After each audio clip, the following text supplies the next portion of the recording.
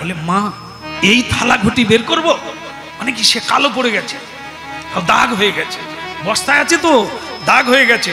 বৌমা তাড়াতাড়ি করে পিছন দরজা দিয়ে বেরিয়ে পুকুর ঘাটে ধুয়ে নিয়ে এসো।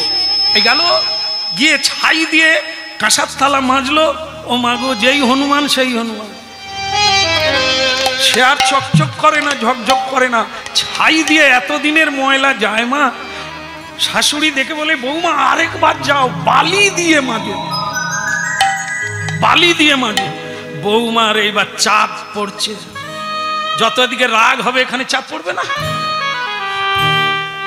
বস্তায় রেখে দেবে, আমারই জ্বালা। এই চাপে মোটামুটি কিছুটা দাগ গেছে। জল নিয়ে চলে এসে শাশুড়ি বলে আমি বলবো কি করে যে আমার বৌমা মেজেছে, এখনো কিরকম কালি লেগেছে, তেঁতুল দিয়ে মাজি।